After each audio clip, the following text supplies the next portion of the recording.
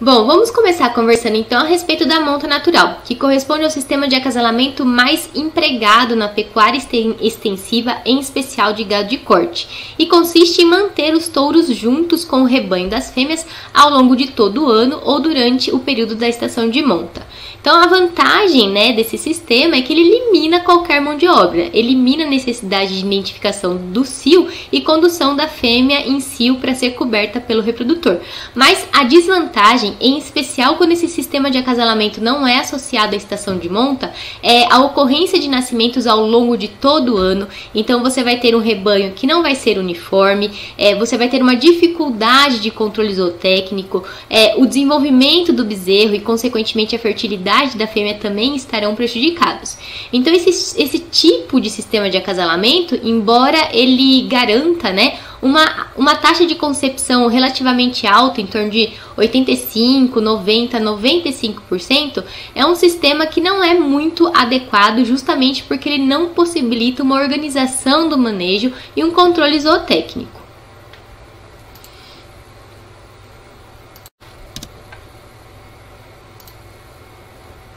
Bom, vamos começar conversando então a respeito da monta natural, que corresponde ao sistema de acasalamento mais empregado na pecuária extensiva, em especial de gado de corte, e consiste em manter os touros juntos com o rebanho das fêmeas ao longo de todo o ano ou durante o período da estação de monta. Então a vantagem desse sistema é que ele elimina qualquer mão de obra, elimina a necessidade de identificação do cio e condução da fêmea em cio para ser coberta pelo reprodutor. Mas a desvantagem, em especial quando esse sistema de acasalamento não é associado à estação de monta, é a ocorrência de nascimentos ao longo de todo o ano. Então você vai ter um rebanho que não vai ser uniforme, você vai ter uma dificuldade de controle zootécnico, o desenvolvimento do bezerro e consequentemente a fertilidade da fêmea também estarão prejudicados.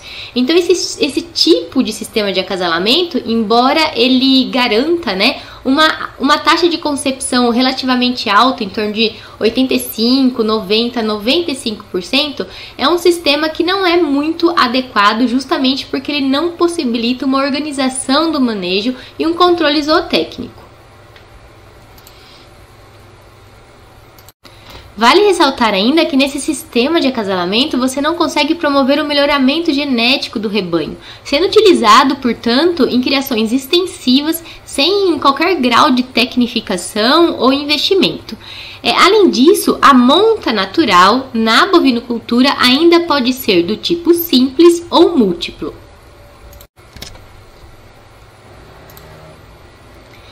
Então, na monta natural, com acasalamento do tipo múltiplo, vários touros são mantidos num mesmo lote, num mesmo rebanho de fêmeas, ao longo de todo o ano ou durante o período da estação de monta.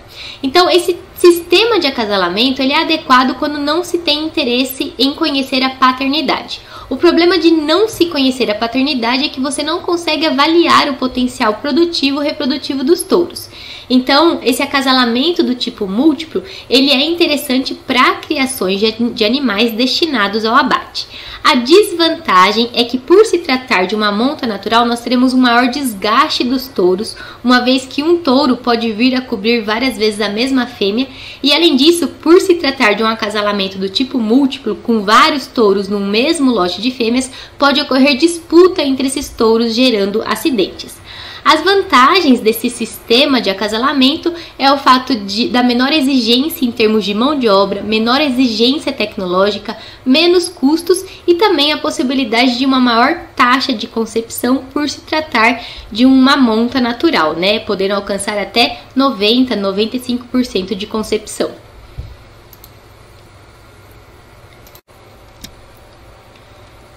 Então aqui neste slide nós temos uma imagem ilustrativa demonstrando dois touros jovens disputando uma vaca em cio. Então vocês podem observar os efeitos da hierarquia social.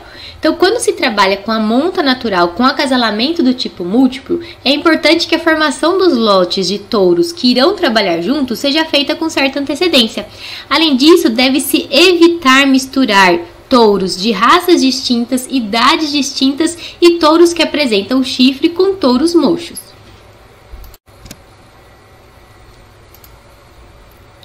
Agora, já na monta natural com acasalamento do tipo simples, cada lote de fêmea será mantida com um único reprodutor, possibilitando assim o conhecimento da paternidade. Esse tipo de acasalamento ele é preconizado em especial aos sistemas de criação destinados à venda de tourinhos ou à produção de matrizes visando a reposição no rebanho.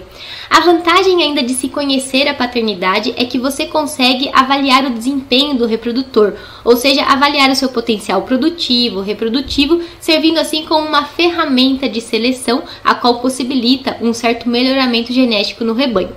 No entanto, como desvantagem, esse sistema de acasalamento, em comparação à monta natural com acasalamento múltiplo, requer mais investimento, uma vez que será necessário uma quantidade maior de lotes para distribuir as fêmeas, garantindo assim um touro por lote de fêmeas, certo? No entanto, essa distribuição das fêmeas em lote garante também um melhor manejo na propriedade.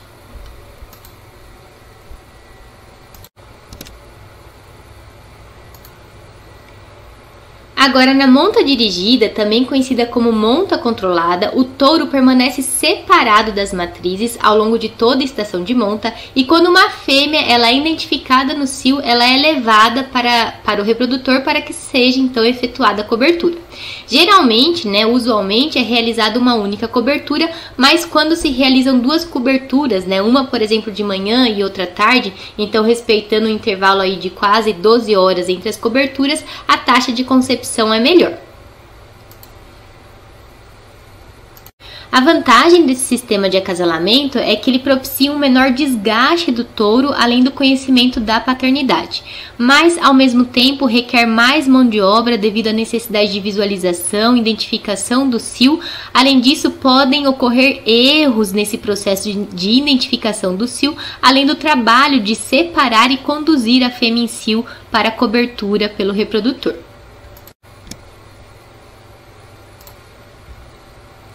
Tá, mas aí vocês vão me perguntar, mas qual que é a proporção touro-vaca que eu posso utilizar para cada um desses sistemas de acasalamento? Bom, para a monta natural, vocês podem utilizar a proporção de um touro para 20, 30, 40 até 50 vacas, a depender se a condição às quais esse animal encontra-se submetido são favoráveis ou não. Então, quais seriam essas condições? Por exemplo, oferta de nutrientes, Então, oferta de forragens, aspectos nutricional, aspectos relacionados ao próprio reprodutor, como raça, idade, condição corporal, qualidade do ejaculado, libido, E na monta dirigida ou controlada, nós conseguimos otimizar o uso desse reprodutor devido ao fato dele ser submetido a um desgaste menor. Então, na monta dirigida ou controlada, nós podemos chegar à proporção de 1 para 60, um reprodutor para 80 vacas, a depender, obviamente, do potencial da libido desse reprodutor e da qualidade do seu ejaculado.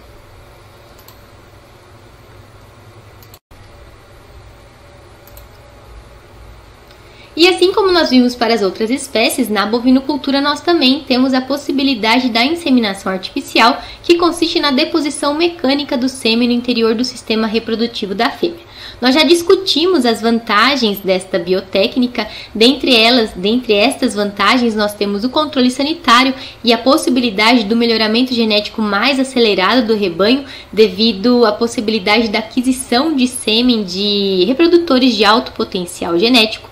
No entanto, para a implantação da inseminação artificial na bovinocultura, primeiramente é necessário avaliar as condições da propriedade.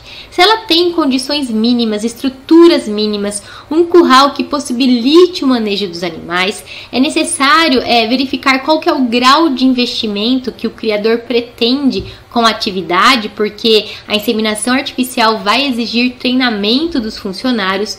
É necessário também avaliar a condição dos animais. Não adianta nada nós termos fêmeas numa condição corporal abaixo do adequado e tentar implementar a inseminação artificial buscando altas taxas de concepção, porque isso não vai acontecer. E deve-se ter em mente que quando se trabalha com a inseminação artificial isoladamente, ou seja, a inseminação artificial tradicional, sem estar associada a protocolos hormonais, isso vai exigir mais mão de obra do funcionário, no sentido que ele vai ter que avaliar a manifestação de cio dessas fêmeas de manhã e à tarde durante o período da estação de monta. Assim que é visualizada a fêmea no cio, 12 horas após ela deve ser inseminada. Então, se a vaca for visualizada manifestando sinais de cio logo no início da manhã, no final da tarde ela deve ser inseminada. Se ela for visualizada manifestando sinais de cio no final da tarde, ela deve ser inseminada na manhã do dia seguinte. Por isso é necessário essa observação do rebanho no inicinho da manhã e no finalzinho da tarde, ao longo de todo o período da estação de monta. Vale relembrar ainda que existe uma variação na duração do cio entre bosíndicos e bostauros, de modo que o cio no bosíndicos ele tende a ser mais curto que no bostauros. Então, no bosíndicos o cio vai durar em torno de 10, 13 horas, enquanto que no bostauros ele vai durar em torno de 16 a 18 horas. Uma estratégia para não depender da visualização do cio consiste em realizar IATF, ou seja, associar a prática da inseminação artificial a protocolos hormonais que possibilitam o controle do desenvolvimento folicular e da ovulação na fêmea, estabelecendo assim momentos específicos para a realização da inseminação artificial. Mas, obviamente, a prática da IATF vai exigir mais estrutura, mais investimento.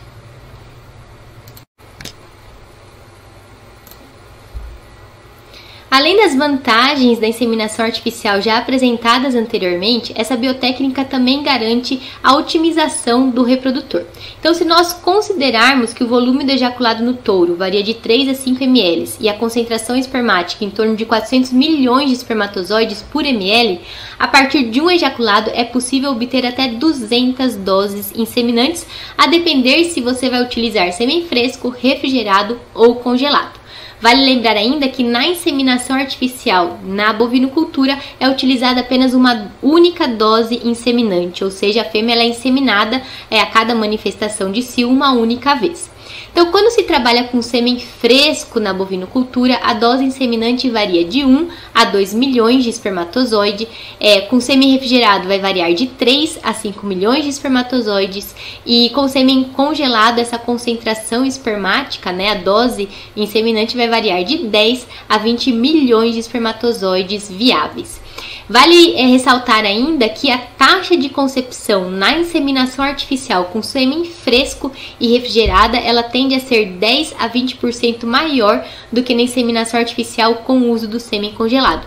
Porém, a vantagem do sêmen congelado é a sua possibilidade de armazenamento por um tempo indefinido, além do transporte do material genético de animais de alto potencial genético a longas distâncias.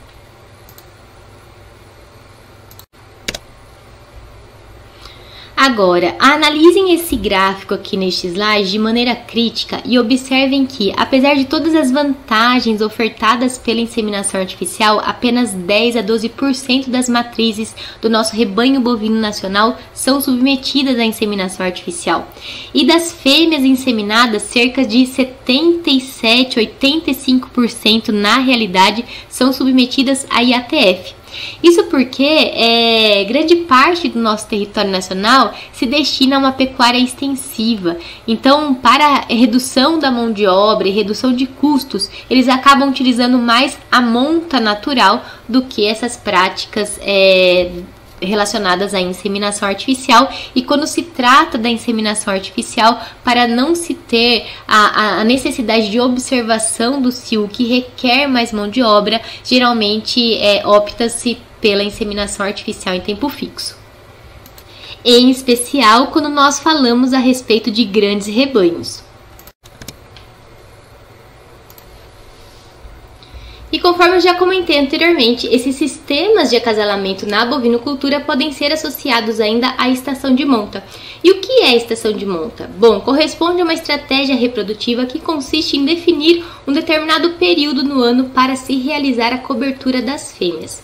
No Brasil, considerando o nosso cenário nacional de maneira geral, a estação de monta preconiza a matriz, ou seja, ela é estabelecida visando a sincronia do momento de maior exigência nutricional da matriz com a maior oferta de forragem de qualidade. Então esse momento seria o momento da concepção, da aparição e consequente lactação, garantindo assim altas taxas de concepção e um posterior retorno mais rápido à atividade reprodutiva após o parto, além também de beneficiar o desenvolvimento do bezerro. Outras vantagens da estação de monta é a possibilidade de se realizar a concentração da cobertura e, consequentemente, do momento do nascimento e do desmame do bezerro em épocas específicas do ano, facilitando assim o manejo, uma vez então que as tarefas vão ficar condensadas, concentradas em momentos específicos e garantindo ainda a uniformização dos lotes. Vale ressaltar que a estação de monta também possibilita a otimização do descarte das fêmeas, porque as fêmeas terão algumas oportunidades de serem cobertas e, portanto, se tornarem gestantes ao longo da estação de monta.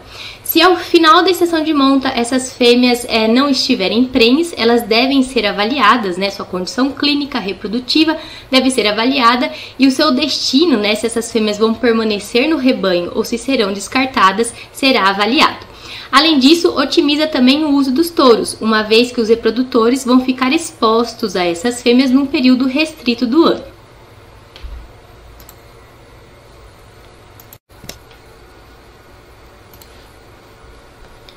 Tá, e quanto tempo dura a estação de monta na bovinocultura?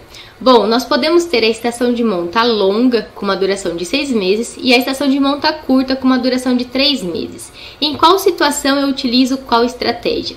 A estação de monta longa, ela é preconizada para as propriedades que estão em processo de transição do uso da monta natural para inseminação artificial, propriedades que ainda não são muito tecnificadas, que não apresentam uma mão de obra qualificada, cujo rebanho ainda não é muito uniforme, né? Os animais ainda não estão numa condição corporal legal, não tem uma boa oferta de forragem. Isso porque numa estação de monta de 6 meses, você não estipula, você não estabelece uma pressão de seleção muito grande nas fêmeas, uma vez que ela vai ter uma maior oportunidade de sofrer sucessivas coberturas para prenhez. Já a estação de monta curta, de 3 meses, ela é preconizada para as propriedades mais tecnificadas, que já apresentam um gado com uma boa condição corporal, uma boa oferta de forragem de qualidade, mão de obra capacitada, que já pratique em sua maioria inseminação artificial e ATF. Aqui tem um outro detalhe. Tudo assim, o tipo, né, de estação de monta que você vai utilizar, se vai ser longa ou curta, vai depender muito da condição da propriedade com a qual vocês estão trabalhando. Vamos supor que vocês estão trabalhando numa propriedade que não utiliza estação de monta. Os touros são mantidos juntamente com as fêmeas num sistema de monta natural com acasalamento do tipo simples. E vocês querem estipular uma estação de monta. Então, o processo para se implantar a estação de monta nessa propriedade tem que ser gradual. Então, vocês vão começar com uma estação de monta longa, com 6 meses, né? Então, com uma menor pressão de seleção sobre essas fêmeas. No ano seguinte, vocês vão reduzir um mês, então a estação de monta vai ser de 5 meses. No próximo ano, reduz mais um mês, e daí no outro ano nós teremos, então, uma estação de monta curta, de 3 meses. Então, você dá tempo para conseguir adequar o rebanho a essa estação de monta mais curta e, portanto, com uma pressão de seleção maior sobre as fêmeas.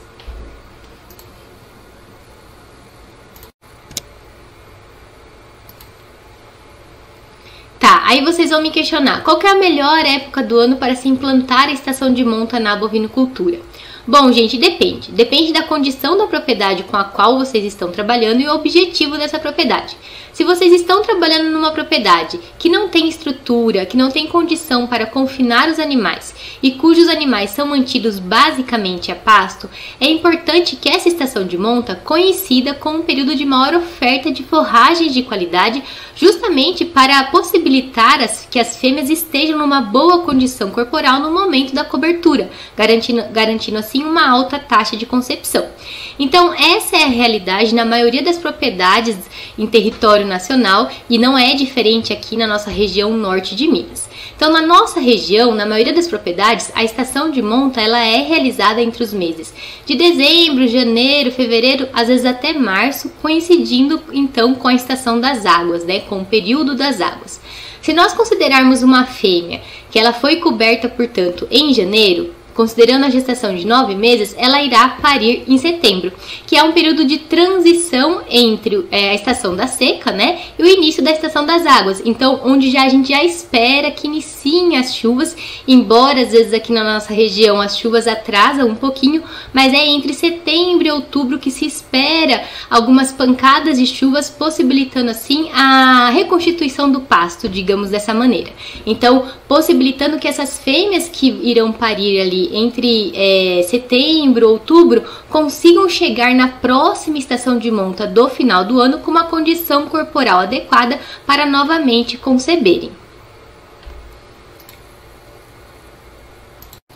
Então eu entendi que dependendo da condição da propriedade, coincidir a estação de monta com o período das águas possibilita uma maior oferta de forragem de qualidade, atendendo assim a exigência nutricional da minha matriz no momento da cobertura, assim como após o parto, né, durante a aparição e posterior lactação, possibilitando que ela recupere a sua condição corporal para a próxima estação de monta. Mas e o bezerro nesse caso, como que fica? Bom, se nós considerarmos então que essas fêmeas elas vão emprenhar na estação de monta entre dezembro, janeiro e fevereiro, considerando a realidade da maioria das propriedades aqui da nossa região, isso quer dizer que essas fêmeas irão parir entre os meses de agosto, setembro, outubro, e os bezerros serão desmamados com 7 ou 8 meses por volta então dos meses de março, abril e maio. O que acontece é que esse bezerro ele vai aproveitar a nova safra de capim ao longo do período das águas. Então ele vai apresentar um melhor desempenho, um ganho de peso mais acelerado, ele vai ser desmamado bem, com um bom peso, né? Então nós teremos um bezerro com bom peso ao desmame.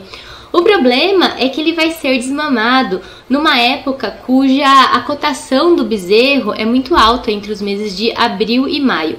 Então o poder de compra daqueles que são interessados na recria dos bezerros, ele fica mais dificultoso, né, devido aos altos custos desses animais.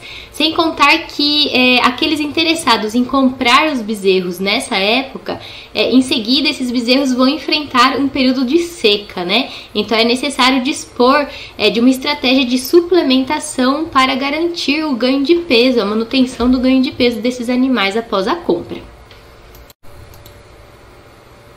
Tá, mas eu sou diferentão, quero nadar contra a maré e eu quero trabalhar com a venda de bezerros. Então, o meu objetivo é vender uma grande quantidade de bezerros numa época de baixa cotação. Então, eu não quero trabalhar com qualidade, mas sim com quantidade de bezerros vendidos. Nesse sentido, eu posso implantar minha estação de monta no período da seca, ou seja, nos meses de junho, julho e agosto? Depende, né, gente? Depende se a propriedade oferece uma condição mínima para isso, uma infraestrutura mínima para isso, e se o proprietário também está disposto a investir. Porque no caso da estação de monta ser implantada no período da seca, é necessário oferecer para as fêmeas todo o suporte nutricional adequado para a manutenção da condição corporal dessas fêmeas, garantindo assim uma alta taxa de concepção. Vale ressaltar ainda que quando a estação de monta é realizada no período da seca, a estação de parição acaba que também vai coincidir um pouco com o início do período da seca, havendo necessidade também de ofertar um suporte nutricional tanto no período da aparição quanto no período da lactação. A vantagem dessa estratégia é que o desmame dos bezerros com 7 ou 8 meses vai ocorrer no período das águas, que é um período então que nós estaremos tendo uma baixa cotação dos bezerros e, portanto, um maior poder de compra para aqueles que trabalham com recria. E além disso, a vantagem é que para aqueles que trabalham com recria, como nós estaremos no período das águas, eles não vão precisar dispor de estratégias nutricionais para manter o ganho de peso desses bezerros. Eles podem simplesmente manter esses bezerros a pasto, ganhando peso nesse sistema. Então, gente, não existe uma receita única para todas as propriedades, tá? O melhor momento a se implantar a estação de monta é aquele que se enquadra à realidade de cada pecuarista. E a estratégia a ser adotada será aquela que garanta o maior retorno econômico, obviamente. Então, assim, gente, de maneira geral, levando em consideração a condição da maioria das propriedades do nosso território nacional, inclusive da nossa região aqui norte de Minas, a estação de monta ela é implantada coincidindo com o período das águas, né? Então, envolvendo os meses de dezembro, janeiro, fevereiro e março, justamente que é o período onde nós teremos uma maior oferta de forragens de qualidade, atendendo a maior exigência nutricional da matriz nesse período. A estação de monta sendo realizada nesse período culminará com uma estação de parição ocorrendo, né, entre os meses, portanto, de setembro, outubro, novembro e dezembro.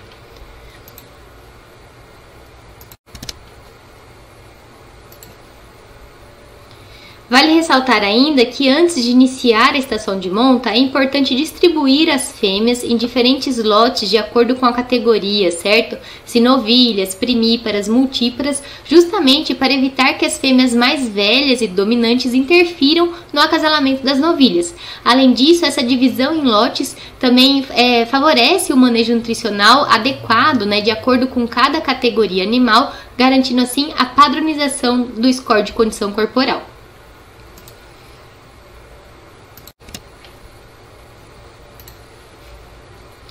Bom, gente, no que diz respeito ao gado de leite, nós temos algumas particularidades, porque além da prenhez, nós também queremos que estes animais apresentem uma alta produção de leite e que o pico da lactação ainda coincida com o período da seca, quando o preço do leite é mais caro.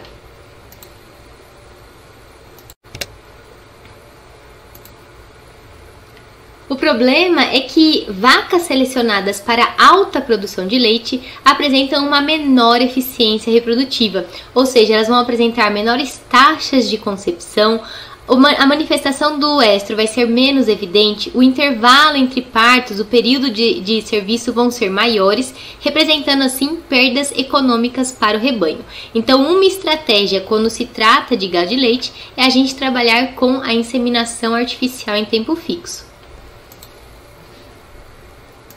Ou seja, por meio do uso de hormônios, nós tentamos contornar essas problemáticas relacionadas à baixa eficiência reprodutiva no gado de leite.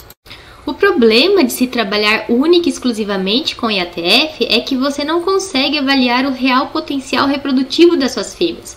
E daí você passa a selecionar essas fêmeas e manter no seu rebanho fêmeas que apresentam uma alta produção em termos de leite, mas que apresentam uma ineficiência reprodutiva. Então, a questão reprodutiva do rebanho acaba ficando prejudicada nesse sentido.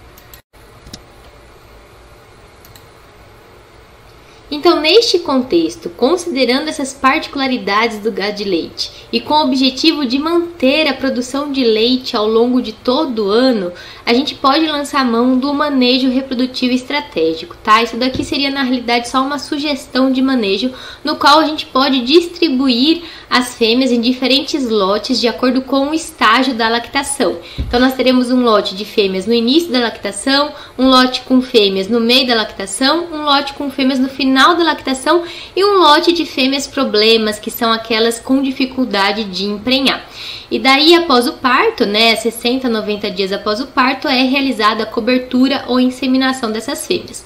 No lote das fêmeas problemáticas, né, que não conseguem emprenhar, nós podemos submetê-las, então, a IATF.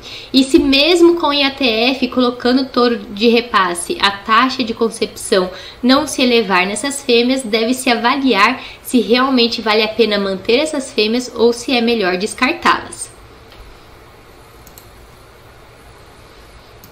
Lembrando que isso é apenas uma sugestão de um manejo reprodutivo estratégico para gado de leite.